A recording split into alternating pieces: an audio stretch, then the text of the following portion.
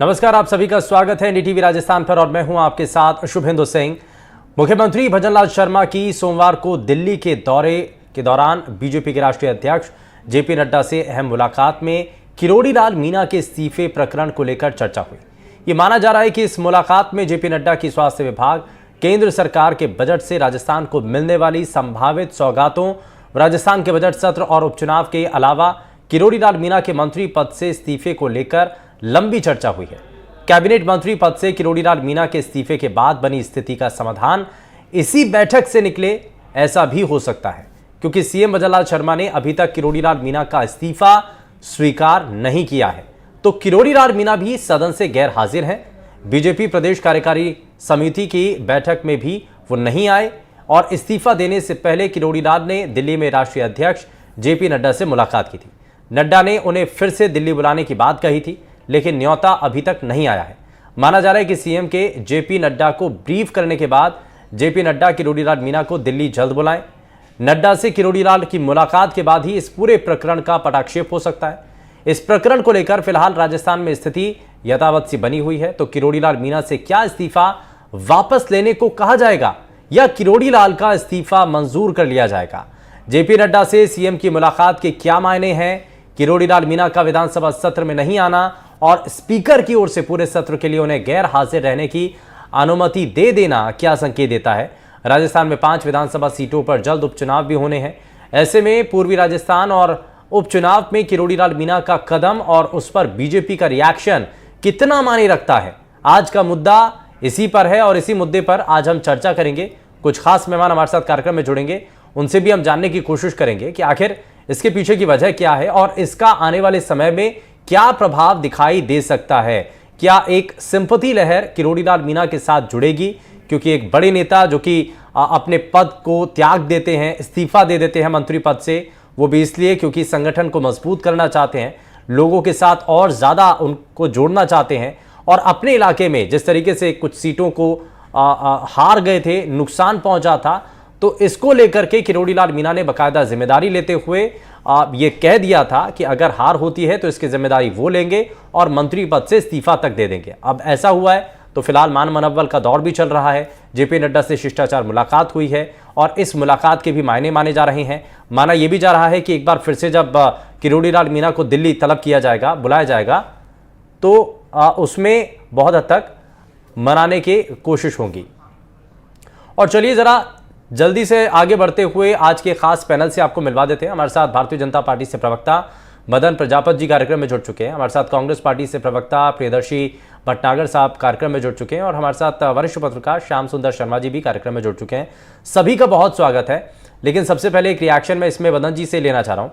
मदन प्रजापत जी, क्या असल में वजह है, क्या कारण है? क्योंकि विधानसभा में सदन जब चलता है तो सदन से गायब रहते हैं मंत्री साहब। हालांकि ये भी कह दिया गया कि उन्होंने तो अपने स्तर पर इस्तीफा दे दिया, लेकिन चर्चाएं उनके नाम को लेकर के बहुत हो रही हैं। कहा जा रहा है कि दिल्ली तलब किया जाएगा, दोबारा से बुलाया जाएगा, मान मनव्वल भी चल रहा है, लेकिन उसका भी कोई फायदा नजर नहीं आ रहा। देखिए शुभेंदु जी, ये भारतीय जनता पार्टी है। यहाँ कार्यकर्ता जो काम करता है निष्ठा से काम करता है, बिना किसी पद की लालसा के काम करता है। और ये सिर्फ भारतीय जनता पार्टी में देखने को मिल सकता है कि बिना पद पे रह के संगठन के लिए काम करना और संगठन के जो दायित्व देते हैं उसका निर्वहन करना। अब हम पद की लालसा में कोई भी काम भारतीय जनता पार्टी का कार्यकर्ता नहीं करता। हमारे लिए पद एक कार्य करने की एक वो होती है, जगह होती है।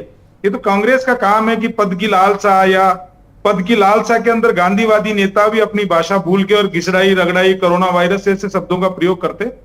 माननीय किरोड़ीलाल जी जन नेता है और वो जनता के बीच में रहते हैं और जैसा कि उन्होंने पहले कहा था कि अगर 7 सीटें मैं नहीं जीता पाया तो मैं निश्चित रूप से इस्तीफा दे दूंगा। माननीय मुख्यमंत्री जी पे इस चीज का वो होता है कि वो स्वीकार करे या नहीं करे, शीर्ष नेतृत्व तो उनके। यही तो जानने वाली बात है कि अगर मंत्री साहब ने इस्तीफा दे दिया और वो बता भी रहे हैं कि कारण क्या है, उनसे ये भी पूछा गया था कि क्या सरकार से या किसी नेता से उनको कोई आपत्ति है, तो ऐसा भी नहीं है। तो इस्तीफा स्वीकार क्यों नहीं हो रहा है? एक मंत्री ये कह रहा है कि भैया मुझे मंत्री पद से मुक्त कर दीजिए, मैं ग्राउंड पर जाकर के काम करना चाहता हूं। उनका दूसरी तरफ इस्तीफा स्वीकार नहीं हो रहा है। इसमें जनता पिस रही है सर। जनता कोई शुभेंदु जी, जनता तो जब पिसती है जब 2 लोगों की लड़ाई होती है और पूरी की पूरी सरकार होटलों में बंद हो जाती है। हाँ। जब जनता पिसती है ये तो किरोड़ी जी ने इस्तीफा दिया, अब ये माननीय मुख्यमंत्री जी का अधिकार क्षेत्र है कि उसको स्वीकार करे नहीं करे। शीर्ष नेतृत्व निर्णय लेता है, हमारे यहाँ व्यक्ति निर्णय नहीं लेता है। किरोड़ी जी ने जो बात बोली उनसे उन्होंने इस्तीफा दे दिया। नहीं, राजस्थान में शीर्ष नेतृत्व तो मुख्यमंत्री है ना, किरोड़ी जी की मुख्यमंत्री को उस इस्तीफे पर हस्ताक्षर करने हैं, वो स्वीकार करना है। सुनिए सुनिए सुनिए, आपके कहने से या मेरे कहने से नहीं होगा। हाँ। ये शीर्ष नेतृत्व और मुख्यमंत्री जी तय करेंगे किस कार्यकर्ता की कौन सी जिम्मेदारी है और कौन सा कार्यकर्ता किस जगह काम करेगा। ये भारतीय जनता पार्टी का कार्यकर्ता नहीं, वो शीर्ष नेतृत्व तय करेगा। और ये माननीय मुख्यमंत्री जी का अधिकार क्षेत्र है कि वो किसका इस्तीफा स्वीकार करें या किसका नहीं करें। तो ये जब भी होगा, जब बिल्कुल बता दिया जाएगा। लेकिन मैं सिर्फ इतना कह सकता हूं, नहीं तो ऐसे ही चलेगा तब तक। मैं 10 सेकंड दीजिएगा। हाँ। मैं सिर्फ इतना कह सकता हूं शुभेंदु जी, ये जो त्याग, तप और तपस्या जो है, ये सिर्फ भारतीय जनता पार्टी में देखने को मिल सकती है कि पद पे रहते हुए भी व्यक्ति जो है मंत्री पद ठुकरा सकता है। मैं फिर कहूंगा, अदरवाइज आपने देखा होगा अन्यथा कि किस तरीके से पद की लालसा के अंदर अपने ही सहयोगी को रगड़ाई, घिसराई, करुणा वाईदास, गद्दार जैसे शब्दों से नवाजा है। लेकिन ये राजस्थान की संस्कृति दिखाती है और किरोड़ी लाल जी का दिल दिखाता है। इसीलिए जनता जो है किरोड़ी लाल जी को प्रेम करती है। वो एक अलग बात है कि कुछ सदन के अंदर विपक्ष ये कहता है कि हम अगर उनके मंत्रालय से जुड़े हुए सवाल कर रहे हैं तो जवाब देने वाला कौन है? जवाबदेही तो किसी की होना। शुभेंदु जी, जवाब देने का मंत्री नहीं, जो संसदीय कार्य मंत्री है वो भी जवाब दे सकते हैं। हाँ। और कोई भी मंत्री दे सकते हैं। ऐसा कोई संविधान में लिखा हुआ नहीं है कि संबंधित विभाग का मंत्री जवाब देगा। वहां पे जवाब, जो भी विपक्ष सवाल पूछ रहा है वो जवाब दिए जाते हैं। अब सवाल जो आप विधानसभा देखेंगे तो विधानसभा में सवाल पूछने की कार्रवाई नहीं चल रही है। ऐसा तो कोई भी मंत्री आकर के जवाब दे देगा ना, इसकी तो ऐसे तो जिम्मेदारी तय नहीं होगी ना सर। इसका मतलब तो ये नहीं। मैं इसमें प्रियदर्शी भटनागर साहब को जरा जोड़ लेता हूं। भटनागर साहब को जोड़ रहा हूं मैं। भटनागर साहब, एक चीज बताइए, आपको सदन के अंदर जब सवालों का जवाब मिल रहा है तो उसके अलावा भी आपको इस पूरे प्रकरण को देख करके लग क्या रहा है? मंत्री साहब कह रहे हैं कि मुझे मुक्त कर दीजिए, मुझे इस्तीफा देना है, उनका इस्तीफा स्वीकार नहीं हो रहा है। अभी आप जैसा कि कह रहे हैं मदन जी भी कि ये आप और हम तय नहीं करेंगे, ये आलाकमान तय करके भेजेगा, वो बताएंगे कि उनका इस्तीफा स्वीकार होगा कि नहीं। देखिए, बीजेपी का असली चेहरा, चाल और चरित्र तो राजस्थान के अंदर जब पर्ची पे मुख्यमंत्री तय हुआ उससे साबित हो गया कि इनमें सब कुछ तय मोदी जी करते हैं, दिल्ली से होता है। तो इस संदर्भ में भी ये उस शीर्ष नेतृत्व की बात कर रहे हैं, राजस्थान की बात नहीं कर रहे हैं घुमा फिरा के। जबकि मैं आपको वास्तविकता बताऊं, राजस्थान की जनता भारतीय जनता पार्टी की आपसी गुटबाजी की भेंट चढ़ी हुई है, जनता पिस रही है। माननीय किरोड़ी लाल मीणा जी को खुद को एक घोषित मुख्यमंत्री या उप मुख्यमंत्री मानते थे, लेकिन उनको ऐसा विभाग दिया गया जिससे पहले दिन से वो असंतुष्ट थे। उन्होंने भजन लाल जी के कार्यकाल के दौरान राजस्थान के अंदर भ्रष्टाचार को लेकर विभिन्न मुद्दों के ऊपर उन्होंने इनको चिट्ठी लिखी। उस चिट्ठी का जवाब आने से पहले किरोड़ी लाल मीणा जी ने मोदी जी को चिट्ठी लिख दी, उसका जवाब आज तक आया नहीं। उसके बाद इन्होंने खुद को फेलियर मानते हुए इस्तीफा दे दिया। तो आप बात बताइए कि ये खुद को फेलियर मानते हैं तो ये इस्तीफा इसका स्वीकार क्यों नहीं कर रहे हैं? हमको लगता है कि ये कहीं ना कहीं कोई साजिश के तहत भारतीय जनता पार्टी जनता को गुमराह कर रही है। वास्तविकता यह है कि भारतीय जनता पार्टी गुटबाजी में बटी हुई है। आप देख लीजिए, कृषि मंत्री ने इस्तीफा दे दिया है और आप देख लीजिए ये किसानों की बात करते हैं। तो दूसरी चीज, जो किसानों का जो बजट है वो किसके विजन से तैयार किया गया है, उसमें उनकी राय ली गई है नहीं ली गई है। अब आज ये कहते हैं प्राण जाए पर वचन ना जाए।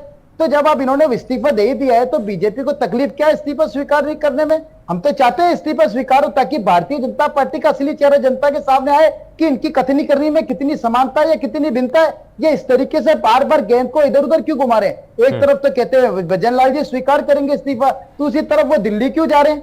और सबसे बड़ी बात यह है कि किरोड़ी लाल जी मीणा जी काय को जेपी नड्डा जी और दिल्ली राष्ट्रीय नेतृत्व से समय मांग रहे हैं। उनको काम नहीं करना है, खुद को फेलियर मान लिया, इस्तीफा दे दिया, तो वो अपने फील्ड में जाएं, जनता से माफी मांगे। जो उनके काम रह गए थे, जिस वो उम्मीदों पे खरे नहीं उतरे, उस गलतियों को सुधारें और जनता के बीच में जाए, फील्ड में काम करें। अब ये घुमा फिरा के राजनीति भारतीय जनता पार्टी क्यों कर रही है और जनता को गुमराह क्यों कर रही है? जनता को क्यों पीसा जा रहा है? कांग्रेस का यही एक सबसे बड़ा प्रश्न चिन्ह है कि क्यों जनता को पीसा जा रहा है। जी ठीक है, मदन जी कुछ कहना चाह रहे हैं? मदन जी मैं 10 सेकंड जवाब दे दूं शुभेंदु जी? हाँ, जल्दी से जवाब। मैं अभी मेरे मित्र जो कह रहे हैं गुटबाजी बता रहे हैं, अरे भाई कौन सी गुटबाजी है? गुटबाजी तो राजस्थान की जनता सदन के अंदर देख रही है। नेता प्रतिपक्ष बोला जाता है और गोविंद सिंह डोटासरा जी खड़े हो जाते हैं, अध्यक्ष जी को टोकना पड़ता है कि आप नेता प्रतिपक्ष नहीं है। किस तरीके से ठीस है नेता प्रतिपक्ष की।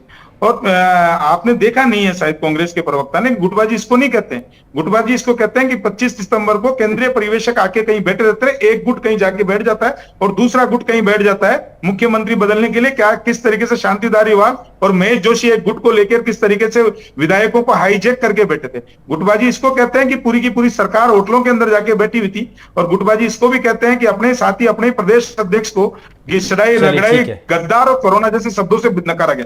दूसरी चीज, इनको राजस्थान की बड़ी फिक्र हो रही है। ये वसुंधरा राजे बड़ी सिंधिया फिक्र हो जी रही है, को एक ध्यान में मंत्री नहीं की आ रही वजह है से क्या? आपको फिक्र हो रही है। वसुंधरा राजे अरे सुन सिंधिया जी लीजिए को भाई। ध्यान में आती है, अरे सतीश सुन लो, पूनिया जी इनको प्रियदर्शी ध्यान में जी, नहीं आते। पेशेंस रखो। भारतीय अरे जनता सुन लो भाई। पार्टी गुटबाजी के अब ये अंदर सुनेंगे नहीं, बस टुकड़े में ये विभक्त हो समस्या है चुकी इनकी। है।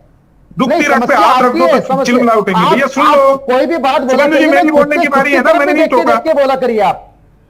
मैंने अब नहीं टोका, ये बीच में ठीक बोल है रहे मदन हैं। जी जल्दी से बात पूरी कीजिए, उसके मैं बाद मेरी बात पूरी कर लूं, इनको बोलो संस्कार सिखाओ थोड़े से। क्योंकि आजकल ये संस्कार सनातन आपकी हिंदुओं को पार्टी के कोसने दिख रहे हैं ना, संस्कार आते आपकी नहीं इनको। पार्टी के संस्कार सुन दिख लीजिए रहे आप। हैं। अब देखिए ये क्या पर्सनल संस्कार है कमेंट इनके। ठीक है, हाँ ठीक है, एक ये दूसरे प्रिय का दर्शी सम्मान जी, करना मैं चाहिए। सरकार के बीच में, जनता के बीच में बात नहीं जाएगी। 6 महीने की फेलियर देखिए मैं सरकार है सिर्फ इतना कह राजस्थान सकता में। हूँ हाँ। कि जो गुटबाजी कर रहे हैं, एक मंत्री इस्तीफा दे देता है तो उसमें गुटबाजी बनाते हैं। प्रियदर्शी जी, राजस्थान की जनता ने देखा अरे पूरी की इस्तीफा पूरी क्यों दे देते सरकार हैं? इसका भी तो महीनों तक स्पष्टीकरण होटल में बंद दीजिए रहती आप। थी। अरे चुप रहो ना भैया, ठीक क्या है। तरीका है आपका? ठीक है, यानी कि आप पुरानी बातों का पढ़े। हवाला दे रहे हैं ना, मैं इसमें ठीक है, नहीं, मैं शाम से- हवाला नहीं दे रहा हूं, हाँ। मैं आईना दिखा। हाँ। मैं प्रियदर्शी जी हवाला नहीं दे रहा हूं, आईना वो तो दिखा रहा हूं लोगों ने मेरे देखा मित्र भी है, को सर। कि एक मंत्री को इस्तीफा देने के लिए राजस्थान की जनता को ये बता रहे हैं, हाँ। जबकि पूरी सरकार काम कर रही है। 5 साल में जो काम इन्होंने किए हैं वो 6 महीने इन पे भारी पड़ रहे हैं। चलिए ठीक आज है, जो वो राजस्थान जनता को तय करने काम दीजिए। ठीक है भटनागर साहब, एक मिनट वो जरा। 5 मदन जी साल ठीक के है, तटराज श्याम मुख्यमंत्री अशोक सुंदर गहलोत जी सर के भी लगातार कार्यकाल बने के हुए भारी हैं। हैं। ठीक है, श्याम सुंदर सर एक चीज बताइए, ये पूरे प्रकरण को लेकर के हम इससे पहले भी एक दो बार इस मामले पर चर्चा कर चुके हैं, लेकिन अब ये मामला खिंच रहा है। आप इतना लंबा समय, एक मंत्री कह रहा है कि मुझे इस्तीफा देना है, दूसरी तरफ स्वीकार नहीं हो रहा है। इस सब के पीछे सिर्फ यहीं तक है, ये जो पिक्चर सिर्फ जो दिखाई दे रही है पर्दे पर, क्या वहीं तक ही देखना चाहिए या उसके आगे भी देखने की जरूरत है?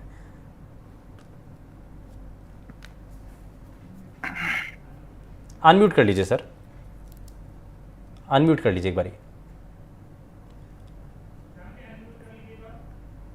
सर, एक बारी अनम्यूट आवाज नहीं आ रही। अनम्यूट कर लीजिए एक बारी, फिर उसके बाद अपनी बात रखिए।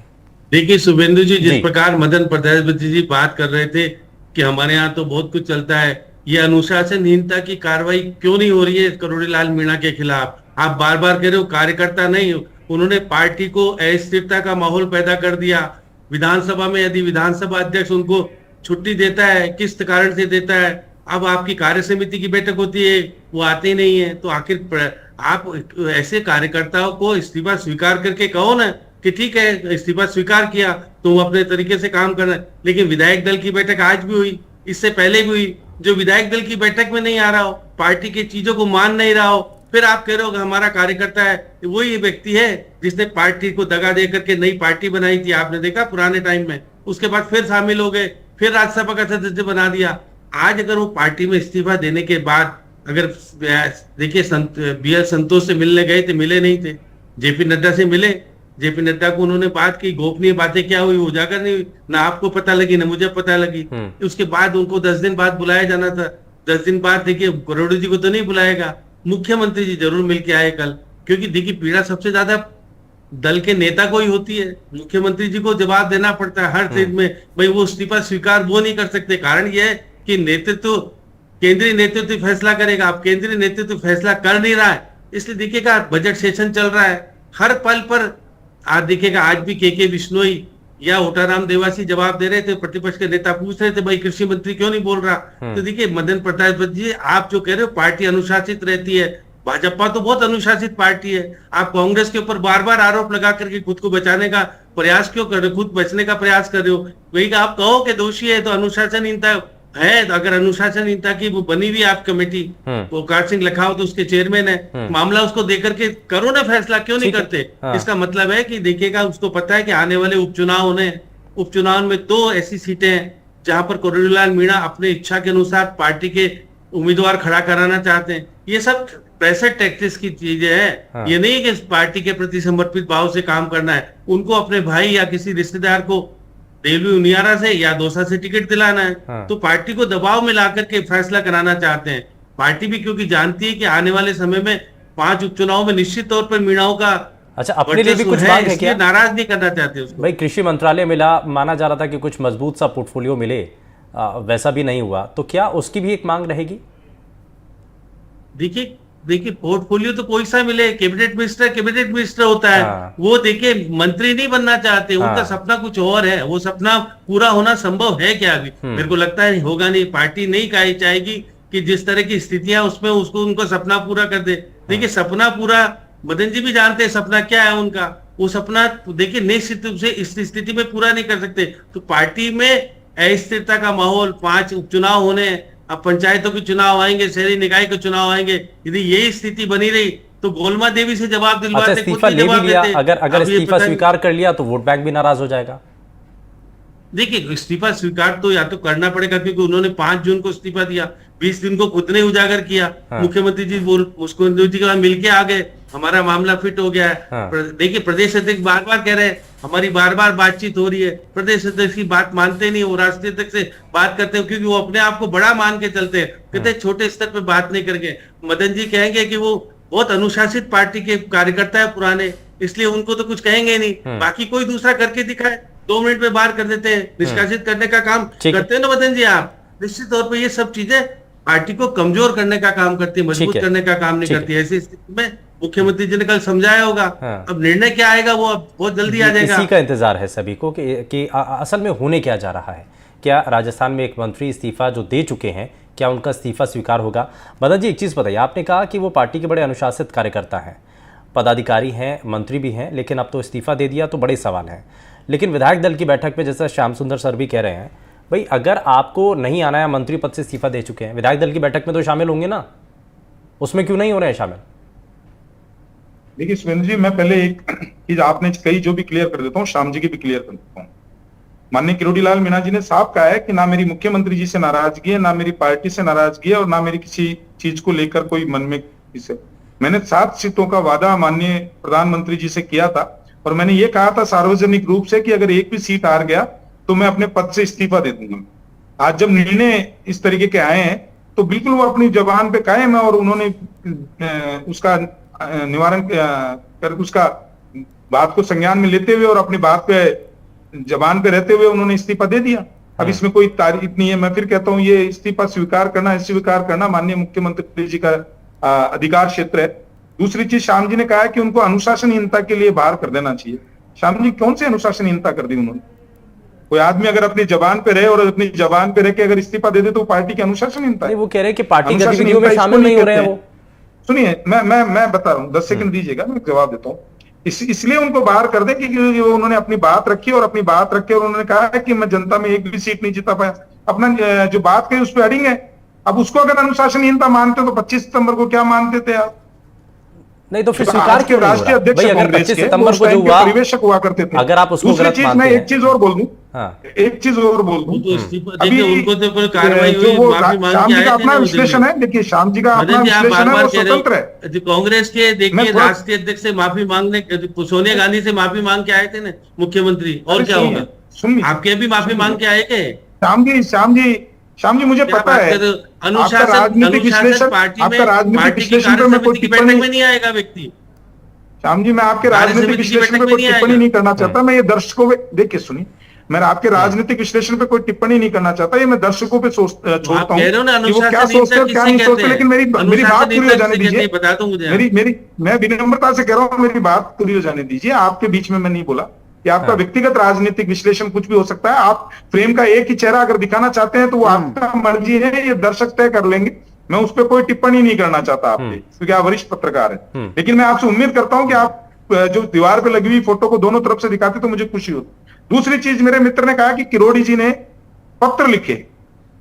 भैया पत्र उठा के देख लो, सारे कांग्रेस के जो भ्रष्टाचार हुए हैं उन्हीं के ऊपर पत्र लिखे हैं। आपकी सरकार में जो जमीन की बंदरबाट करी गई थी आरसीबी के माध्यम से, जिस तरीके से किए थे उसी के पत्र लिखे गए।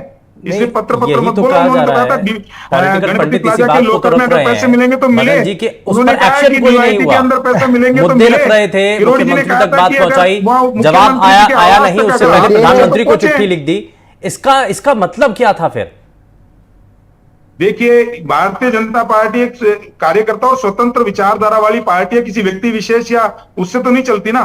अब कांग्रेस थोड़ी है कि जहाँ पे G25 की CWC की बैठक नहीं करा। और अगर अच्छा एक चीज बताइए, ठीक है, कांग्रेस पार्टी से आप तुलना कर रहे हैं, वो जो पत्र लिखा था वो पत्र तो बड़ा गोपनीय होगा ना, मुख्यमंत्री को जो लिखा वो वायरल कहां से हो गया, वो पब्लिक डोमेन में कैसे आया? प्रधानमंत्री को अगर चिट्ठी लिख दी तो या तो मीना साहब को पता होगा या प्रधानमंत्री को लिखा है चिट्ठी, वो उनको पता होगी, तो प्रधानमंत्री ने लीक नहीं की। पत्र लिखा कौन? अब आप मेरी बात, मैं थोड़ा स्काइप से जुड़ा हुआ हूं तो आवाज आप मेरे को समय देंगे तो पूरी आएगी, मेरे को समझ नहीं आता आप क्या बोलते।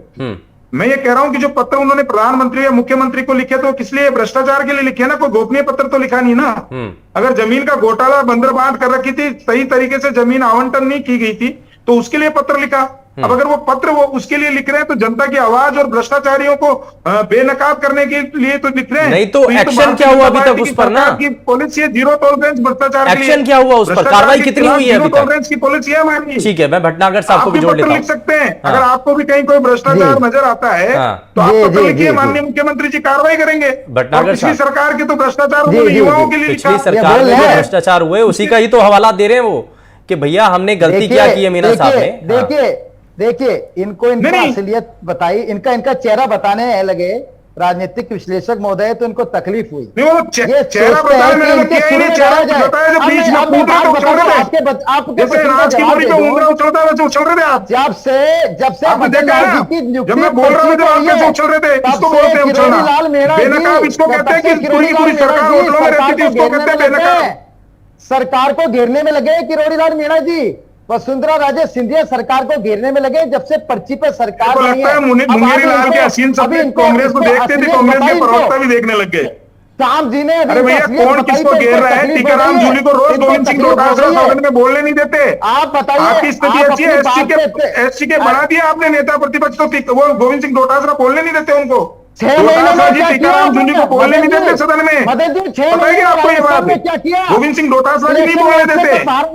मैं तारीख बताऊं क्या किस तारीख को माननीय अध्यक्ष जी ने टिप्पणी की थी? इलेक्शन मोड से कब बाहर हो गए? आपके पास में जनता को देने के लिए कोई विजन नहीं है। आपकी पार्टी गुटबाजी के अंदर पूरी की पूरी त्रस्त है और ये जनता से लूटा वो सब दे दिया, गुटबाजी करेंगे। आप इन चुनाव उपचुनावों के रिजल्ट भी देख लेना। आप कुल मिला के यह कि भारतीय जनता पार्टी जनता के हाशिए पर है। आज भारतीय जनता पार्टी गुटबाजी के अंदर पूरी टूटी हुई है और उसका जीवंत उदाहरण आपने किरोड़ी लाल मीणा जी को देख लिया। आपकी इतनी हिम्मत भी नहीं है कि छोटे से सवाल का बड़ी ईमानदारी से जवाब दीजिएगा। अच्छा एक मिनट मदन जी, लेकिन भटनागर साहब एक चीज तो बताइए, जिस बात का पहले जो कांग्रेस पार्टी और कांग्रेस सरकार के समय में भी हुआ, क्या वो गुटबाजी नहीं थी? देखिए वो तो आपने खुद महसूस किया ना, वो दौर तो देखा है ना आपने। मैं बिल्कुल क्लियर कर रहा हूं ना। कांग्रेस के कार्यकाल के दौरान सबको अपनी बात कहने का अधिकार है, लेकिन गुटबाजी से पार्टी को अब अगर मीना साहब अगर अपनी बात कह रहे हैं तो उसमें आपत्ति मैं बता रहा हूं ना। नहीं मेरी बात सुनिए, हमारे जो भी राज्यसभा के चुनाव हुए और जो भी चुनाव हुआ है विधानसभा के, जितने भी हमारे नेता थे सारे आले नेताओं ने एकजुटता के साथ में चुनाव आपके यहाँ हो तो आप कह दें कि पार्टी के अंदर लोकतंत्र है, सबको आजादी है, सब अपनी बात रख सकते हैं। बीजेपी में अगर ये होने लगे तो आपको आपत्ति होती है, कहते देखो साहब नाराज हो गए। किरोड़ी लाल मीणा जी खुद को फेलियर कह रहे हैं ना, यहाँ तो स्थिति विपरीत है। यहाँ तो वो खुद कह रहे हैं कि मैं अपने कमिटमेंट पे अपने को साबित करने में असफल रहा, इसलिए इस्तीफा दे रहा हूं। जो व्यक्ति खुद वो तो खुल करके बोल चुके हैं ना, असफल रहा है, ये वो कभी छुपाया नहीं, उन्होंने खुल करके इसको स्वीकार किया कि भाई जो हार हुई उसकी जिम्मेदारी मेरी, इसलिए मैं इस्तीफा दे रहा हूं। लेकिन हमारा सवाल सर ये है, मैं मदन जी से वापस से आता हूं, मैं उसके बाद श्याम सर आपके पास आऊंगा। लेकिन मदन जी एक चीज तो बताइए, कब तक चलेगा ये? देखिए मैं बताऊं आपको शुभेंदु जी, ये कुछ नहीं चल रहा है। मैं थोड़ा मेरे मित्र के आईना दिखा के साफ कर देता हूं कि ये कह रहे हैं गुटबाजी और इस्तीफा, दोनों का जवाब देता हूं। पहले इस्तीफा का देता हूं आज मैं। ये किरोड़ी लाल मीणा जी है जो जिम्मेदारी लेते हुए ये कह दिया कि मैंने जिम्मेदारी ली थी 7 सीटों की और वो नहीं जीत पाए, इसलिए मैंने इस्तीफा दे दिया। कांग्रेस के अंदर आप ये बताइए कि अशोक गहलोत जी अपने बेटे को नहीं जीता पाए, तो क्या अशोक गहलोत जी इस्तीफा देने की कुवत रखते हैं क्या? राजस्थान में कहते हैं कि मेरा बेटा को नहीं जीता पाया, इसलिए मैं राजस्थान से इस्तीफा दे दूं। और गुटबाजी, अरे सुन लीजिए प्रियदर्शी जी, अब इनको बुला लो आप, सुरेंद्र जी मेरे से नहीं होती है। नहीं ठीक है, मैं नहीं बोल सकता, इनको बुला लो। मैंने सुना है देखिए एक एक करके अपनी बात रखिए ताकि समझ में भी आए। मदन जी आप भी बराबर डिस्टर्ब करते हैं, तभी मैं नहीं ठीक है भटनागर साहब, एक एक करके मदन जी बताइए। मैं ये गुटबाजी, दूसरा ये कह रहे हैं कि गुटबाजी की बात कर रहे हैं और नेता किरोड़ी जी कह रहे हैं। अरे भाई आपने विधानसभा में पूरे देश ने देखा है कि सचिन पायलट के कैंडिडेट और अशोक गहलोत के कैंडिडेट अलग अलग थे। अशोक गहलोत जी के कैंडिडेटों पे सचिन पायलट जी प्रचार करने नहीं जाते थे, सचिन पायलट जी के कैंडिडेटों पे अशोक गहलोत जी इससे बड़ी गुटबाजी का मैं क्या उदाहरण दूं आपको। और दूसरा, अरे सुन लो प्रियदर्शी जी, अरे मत करो यार, आप वो जैसे बड़ी की दुकान पे नाच की बोरी पे ऊंधा उछलता है वैसे मत उछलो, मेरे को सुन लो पूरा। मैं कह रहा हूँ ना आपको यार, सुन लो मेरे को, मैं बोलूं जब उसके बाद बोलना तो असली से जनता के बीच में सच जाना चाहिए। आपको सबसे मेरे को जल्दी से, हाँ ठीक है मदन जी, बात बात पूरी कीजिए, जल्दी से बात पूरी कीजिए। देखिए मैं आज ये कह रहा हूं कि किरोड़ी जी ने तो अपना इस्तीफा दे दिया, अशोक गहलोत जी का तो अपना इस्तीफा दे दिया। ठीक है, ठीक है। दो बार अपने बेटे को नहीं जिता पाए। ठीक है। और आज गुटबाजी की बात करेंगे, मैं पर्दे खोलने लगूंगा ना, आपको प्रियदर्शी जी तो आपके कान के पर्दे फट जाएंगे। गुटबाजी किसको कहते हैं? चलिए ठीक है, मैं श्याम सुंदर सर को बोल देता हूं। ठीक है, एक मिनट भट्टागर साहब, ठीक है श्याम सुंदर सर, अच्छा आपको क्या इसमें नजर आता है? ये क्या अभी ये पूरा प्रकरण इस्तीफे का ये अभी लंबा चलेगा क्या? और अगर ये चलता है तो इससे क्या पार्टी को नुकसान होगा? देखिए सुवेंद्र जी, बार बार मदन प्रजापति जी अपने बचाव में क्या क्या नहीं कह रहे हैं। कांग्रेस में गुटबाजी है, उसका परिणाम उन्होंने भोगा। मैं कांग्रेस की गुटबाजी का मना नहीं कर रहा, लेकिन आपके यहाँ गुटबाजी है क्या? क्या श्याम जी देखो, मैं आपको तोड़ना नहीं चाहता, 10 सेकंड के अंदर मेरी आप जवाब दे दें श्याम। देखिए अगर अरे सुनो सही, नैतिकता के, अरे सुनो एक सुनो, रुको, नैतिकता के आधार पर अगर करोड़ीलाल मीणा इस्तीफा देते हैं तो बाकी और कौन कौन इस्तीफा देगा? फिर ये भी मांग उठेगी ना। इसका मतलब है कि वो देखिए उनके इस्तीफे के अंदर राजनीति छिपी हुई है। मदन जी आपको नहीं पता अभी, आप क्योंकि आप प्रवक्ता के नाते से बचाव करने में लगे हो। विधानसभा में घोषणा करा दो ना कि इस्तीफा आ गया है। क्या विधानसभा में क्या बात क्यों नहीं कही गई इस्तीफा आया है? इसका मतलब विधानसभा में तो अभी तक इस्तीफा स्वीकार नहीं हुआ है। तो इस्तीफा, आज तो कृषि मंत्री है ना वो, और कृषि मंत्री नहीं होने के नाते हाउस चल रहा है। हाउस से बड़ी चीज क्या हो सकती है? या कार्य समिति की बैठक में व्यक्ति नहीं आता है, और आज विधायक दल की बैठक हुई है। विधायक तो है, जिस प्रतिनिधित्व जहां का कर रहे हैं वो आकर के विधानसभा में अपनी बात नहीं रखेगा तो कहां रखेगा? तो मदन जी आप इस चीज से मत करिए। आप पार्टी में जिस तरह की स्थिति पैदा हो गई है वो आने वाले टाइम में कमजोर करेगी। और निर्णय देखिए, 10 सेकंड दे रहा हूं मदन जी जरा जल्दी से जवाब दीजिए। एक शब्द मैं कह रहा था, निर्णय मुख्यमंत्री के स्तर पर नहीं होना है, निर्णय दिल्ली में होना है, क्योंकि दिल्ली में मिलके आए हैं। आप बार बार बात कर रहे हो, वो बात ही नहीं करते। ठीक है मदन जी 10 सेकंड आप जल्दी से बात कराना चाहते हैं। देखिए श्याम जी का अपना विश्लेषण हो सकता है। मैंने फिर कहा कि श्याम जी दीवार पे लगी हुई फोटो का एक चेहरा दिखाना चाहते हैं कि श्याम जी का अपना व्यक्तिगत निर्णय है। वो ये सवाल वाजिब है सर, ये सवाल हर किसी के मन में। हाउस की बात जैसे कह रहे हैं, मैं हाउस की बात जैसे कह रहे हैं श्याम जी, तो वो कह रहे हैं कि हाउस के अंदर क्या चल रहा है। हाउस के अंदर विपक्ष जो है वो सवाल जवाब करने के मूड में ही नहीं है। विपक्ष के जो गोविंद सिंह डोटासरा जी, माफी के साथ रोक लो, समय थोड़ा सा कम है, माफी के साथ रोक लो। बहुत शुक्रिया सभी खास मेहमानों का कार्यक्रम में शामिल होने के लिए। लेकिन बजट को लेकर के जो दूरी बनी हुई है, किरोड़ीलाल मीणा साहब का जो इस्तीफा हुआ, क्या उसका ये प्रकरण अभी और लंबा चलेगा? इस पर सभी की नजरें हैं।